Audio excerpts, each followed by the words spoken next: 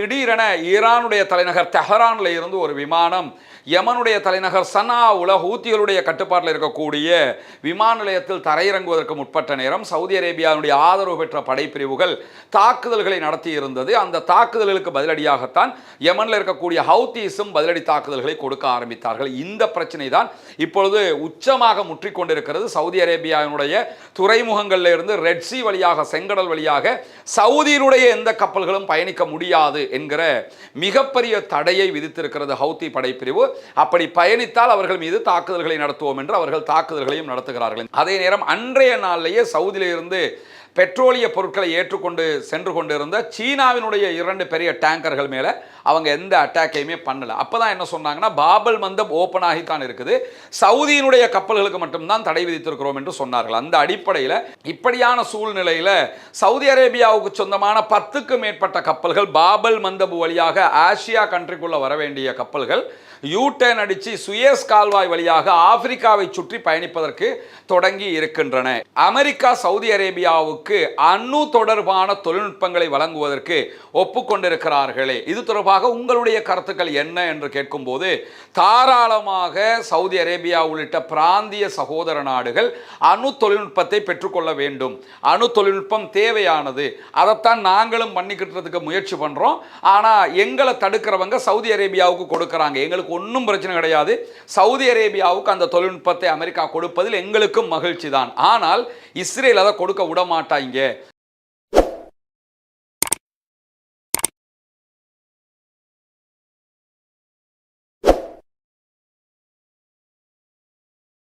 அன்புக்கினிய சகோதர சகோதரிகளே, நம் அனைவர் மீதும் ஏக இறைவனுடைய அமைதியும் கருணையும் உண்டாகட்டுமாக என்கிற உயரிய பிரார்த்தனைகளோடு தொடர்ச்சியாக மத்திய கிழக்கிலே ஏற்பட்டு வரக்கூடிய பதட்டங்களை நம்ம பார்த்து வர்றோம். அந்த அடிப்படையில் கடந்த 2 நாட்களாக அமெரிக்காவுக்கும் ஈரானுக்கும் இடையிலான சண்டை ஓரளவு தணிந்திருக்கிறது. அமெரிக்கா ஈரான் மீதான தாக்குதல்களை நிறுத்தி இருக்கிறது. அந்த அடிப்படையில் ஈரானும் அமெரிக்காவினுடைய தளங்கள் மீதான தாக்குதல்களை நிறுத்தி இருக்கிறார்கள். இந்த சூழல்ல தான் சவுதி அரேபியாவுக்கும் யமன்ல இருக்கக்கூடிய ஹூத்தி படைப்பிரிவுக்கும் இடையிலான சண்டைகள் உச்சம் தொட்டு கொண்டே வருகிறது. 2 தரப்பும் மாறி மாறி அட்டாக் பண்ணி கொண்டிருக்கக்கூடிய சூழல்ல இன்றைய நாள் வெளியாகி இருக்கக்கூடிய தகவல்கள் பிரகாரம் சவுதி அரேபியாவினுடைய 3 டேங்கர் கப்பல்கள் மேல ஹவுத்தி படைப்பிரிவினர் தாக்குதல்களை நடத்தி இருக்கிறார்கள். சவுதி அரேபியா கடந்த 10 ஆண்டுகளுக்கு மேலாக யமன் பரப்பு மேல ஒரு முற்றுகையை விதித்திருக்கிறார்கள். யமனில் இருக்கக்கூடிய ஹவுத்தீஸ் இருக்கக்கூடிய பகுதிகளுக்கு எந்த கப்பல்களும் போகக்கூடாது, எந்த தரைவழியான பொருட்களும் போகக்கூடாது என்கிற தடைகள் விதிக்கப்பட்டிருந்தாலும் ஹவுத்தீஸ் சவுதிக்கு எதிரான தரப்போடு வியாபாரங்களை செய்து கொண்டுதான் இருக்கிறார்கள். அவர்களுக்கு தேவையான பொருட்கள் ஓமான்ல இருந்து கிடைத்து கொண்டிருக்கிறது. ஏன்னா ஓமான் அவங்களுடைய நட்பு நாடாக இருக்கிறது, கொள்கை ரீதியாகவும் அவங்க இணைந்தவங்களாக இருக்கிறதுனாலையும்.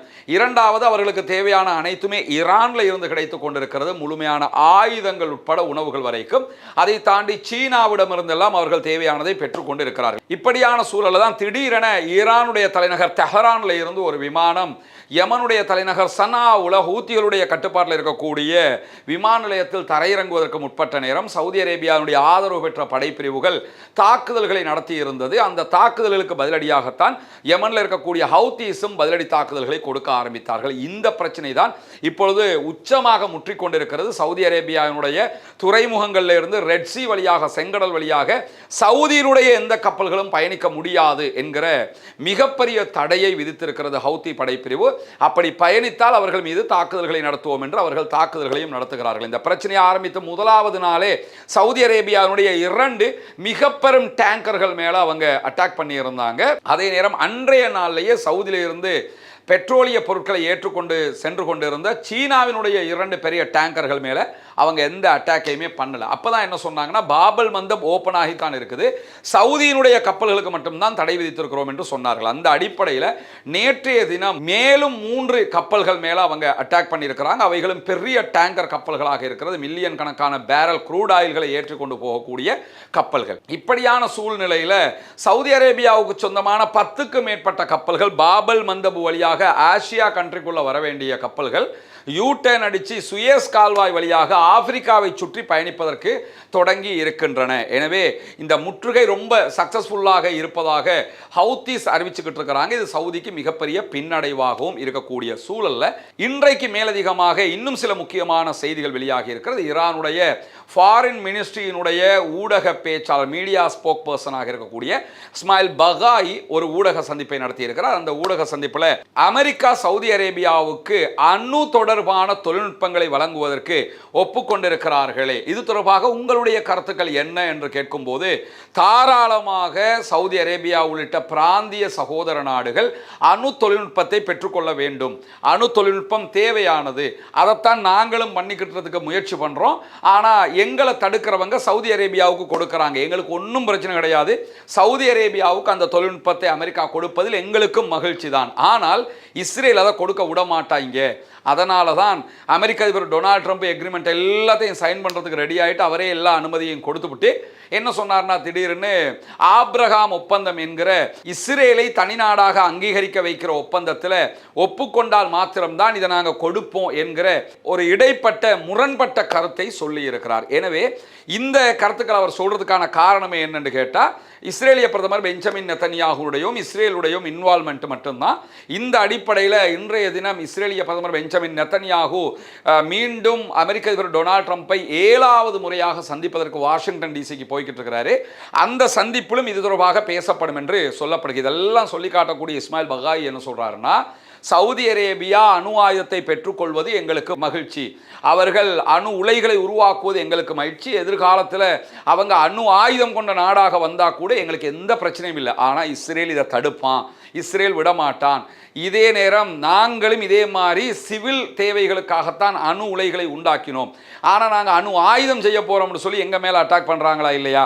அப்போ நாங்கள் சிவில் தேவைகளுக்காக பொதுமக்களுடைய பயன்பாட்டுக்காக அணு உலைகளை உண்டாக்கினால் அதற்கு எதிராக அமெரிக்கா யுத்தம் செய்கிறது, சவுதி அரேபியாவுக்கு அதே தொழில்நுட்பத்தை கொடுக்கிறது என்றால் இதை பொதுமக்கள் உலக மக்களிடத்திலேயே இதற்குரிய ஜட்ஜ்மெண்ட்டை நாங்கள் விட்டுடுறோம் அப்படின்னு இருக்கிறாங்க. ஏன்னா 2 பேரும் ஒரே வேலையை தான் செய்கிறோம், நாங்கள் செய்யக்கூடாது, அவங்களுக்கு நாங்களே கொடுப்போம்னா இது என்ன நியாயம் என்கிற விதமாக அவர் இந்த கருத்துக்களை சொல்லி இருப்பதை நம்ம பார்க்க முடிகிற அதே நேரத்தில் மேலதிகமாக தற்போது அமெரிக்காவோடு ஒரு சமாதான பேச்சுவார்த்தைக்கு ஈரான் போகிறதா என்று கேட்கும்போது, நாங்கள் போக வேண்டிய அவசியம் இல்லை, அவங்க தான் எங்களை கேட்டுக்கிட்டு இருக்கிறாங்க. பொதுவாகவே நீங்கள் பார்த்தீங்கன்னா எப்பொழுதெல்லாம் பெட்ரோலியம் விலை உயருமோ, க்ரூட் ஆயிலில் விலை எப்பெல்லாம் ரேட்டு கூடுமோ அப்பெல்லாம் அமெரிக்கா பேச்சுவார்த்தைக்கு வருவாங்க.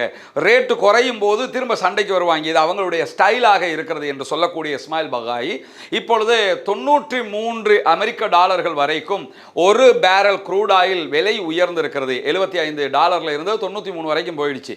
எனவே இப்போ அது எதிர்வருகிற தேர்தல்களுக்கு சிக்கலாகுங்கிறதுனால உடனே நம்ம ஒரு பேச்சுவார்த்தைக்கு வருவோம், வாங்க திரும்ப பேசுவோம், சமாதானம் வர்றாங்க, திரும்ப மீண்டும் அவர்கள் சண்டைக்கு வருவார்கள் என்பதில் எங்களுக்கு எந்த சந்தேகமும் கிடையாது. எது எப்படி போனாலும் நாங்கள் 2க்குமே எப்பொழுதும் தயாராக இருக்கிறோம் என்கிற பதில்களையும் சொல்லியிருக்கிறார். இன்றைக்கு வெளியாக இருக்கக்கூடிய மிக முக்கியமான செய்திகளுடைய இதுவரையான செய்தி தொகுப்பை தான் உங்களோடு பகிர்ந்து கொண்டிருக்கிறோம்.